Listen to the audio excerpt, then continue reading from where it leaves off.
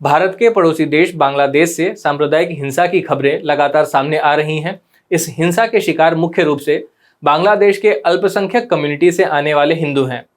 बांग्लादेश के कुछ हिस्सों में दुर्गा पूजा पंडालों में हमले के बाद रविवार को रंगपुर के उपजिला पीरगंज में हिंदुओं के घरों को आग लगाने की खबरें भी सामने आई हैं। बांग्लादेशी मीडिया रिपोर्ट्स के अनुसार ये घटना पीरगंज के एक गांव रामनाथपुर में कुछ कट्टरपंथियों द्वारा हिंदुओं के 20 घरों को जलाए जाने को लेकर है, जबकि स्थानीय संघ परिषद के अध्यक्ष के अनुसार उपद्रवियों ने लगभग 65 घरों को आग के हवाले कर दिया है। बांग्लादेश में हो रही इस तरह के हिंसक घटनाओं के लिए भारत के प्रधानमंत्री नरेंद्र मोदी को परोक्ष रूप से यानी इनडायरेक्टली जिम्मेदार ठहराया जा रहा है।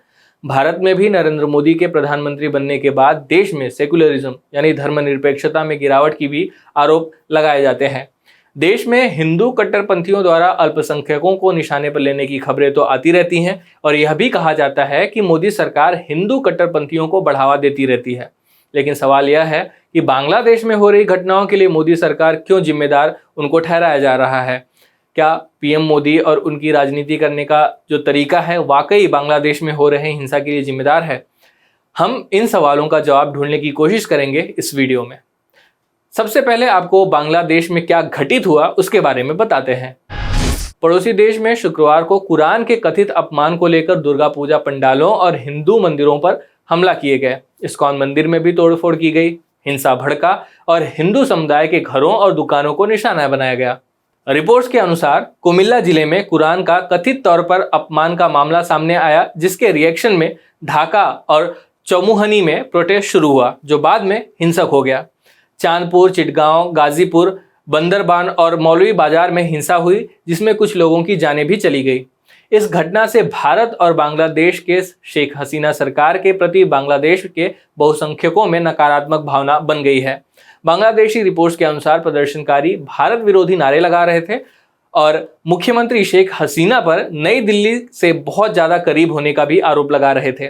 वहीं हिंसा की घटनाओं के बाद बांग्लादेश की प्रधानमंत्री ने हिंसा में शामिल लोगों को कड़े शब्दों में संदेश देते हुए कहा कि कुमिल्ला में दुर्गा पूजा स्थल और हिंदू मंदिरों पर हमला करने वाले बचेंगे नहीं। कुमिल्ला में हुए हमले की जांच होगी और किसी भी दोषी को छोड़ा नहीं जाएगा। हिंसा की घटनाएं शुरू कैसे हुई? मीडिया रिपोर्ट्स के अनुसार राजधानी ढाका के बैतुल मुकर्रम मस्जिद में शुक्रवार की नमाज के पूरा होने के पहले एक ग्रुप नारे लगा रहा था। प्रदर्शनकारियों ने जब रैली निकालनी शुरू की तो पुलिस ने उन्हें मस्जिद के दरवाजे पर ही रोकने की कोशिश की, पर वो ऐसा नहीं कर पाए। पुलिस ने बैरिकेडिंग के जरिए प्रदर्शनकारियों को आगे जाकर रोक तो लिया, लेकिन वहीं से हिंसा शुरू हो गई। इस दौरान पुलिसकर्मियों पर पत्थर बरसाए गए तो दूसरी ओर से पुलिस ने लाठीचार्ज शुरू कर दिया। मामला काबू में न आते देख पुलिस को आंसू गैस छोड़ने पड़े। बांग्लादेश के गृह मंत्री ने दुर्गा पूजा पंडालों पर हुए हमलों को पूर्व नियोजित करार दिया है। गृह मंत्री के अनुसार हमलों की पहले से ही तैयारी कर ली गई थी। ये हमले देश में सामुदायिक सद्भाव को चोट पहुंचाने के मकसद से किए गए थे।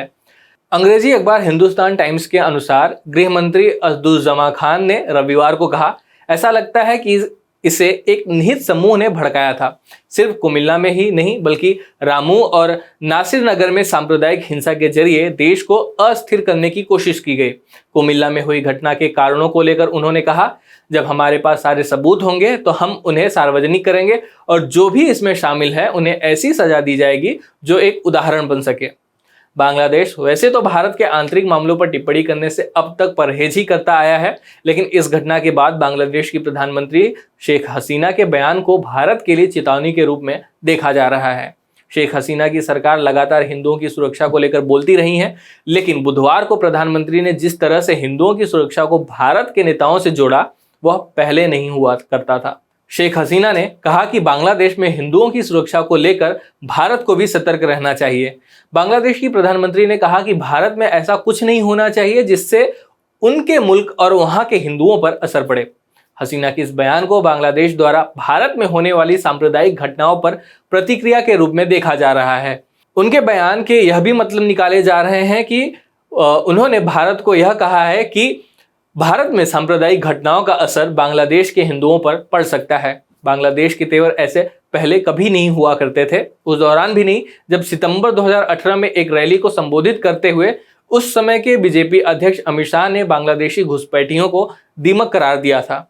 अमित शाह के बयान पर बांग्लादेश के सूचना मंत्री हसनुल हक इनू ने कहा है कि उनके बयान को हम महत्व नहीं देते क्योंकि वह सरकार का औपचारिक बयान नहीं है। बांग्लादेश के मंत्री ने उस समय यह भी कहा था कि शाह को भारत बांग्लादेश रिश्तों के बारे में समझ नहीं है। बीजेपी हिंदुत्व की राजनीति करती है। मोदी सरकार हिंदुओं को लुभाने के लिए सीएए एक्ट में बदलाव करके पड़ोसी देशों के अल्पसंख्यकों को भारत की नागरिकता देने की प्रक्रिया को आसान करने की कोशिश की, लेकिन देश के भीतर दो समुदायों के बीच विभाजन की जो रेखा खींची जा रही है उसका नतीजा देश के बाहर हिंदुओं को भुगतना पड़ रहा है। मोदी सरकार द्वारा चुनावी जीत के लिए कट्टरपंथियों के अपराधों पर नरमी दिखाना, देश में सांप्रदायिक सौहार्द बिगाड़ने वालों पर सख्ती से एक्शन नहीं लेना भारत के बाहर देश की साख को नुकसान पहुंचा रहा है। भारत को विश्वगुरु बनाने की बात तो कहा जाता है, लेकिन आज की हकीकत यह हो गई है कि बांग्लादेश जैसा देश भी हमें चेतावनी दे रहा है। इस वीडियो पर आपकी क्या राय है, इस पूरे मामले पर आपकी क्या राय है, कमेंट बॉक्स में हमें जरूर लिखें। धन्यवाद।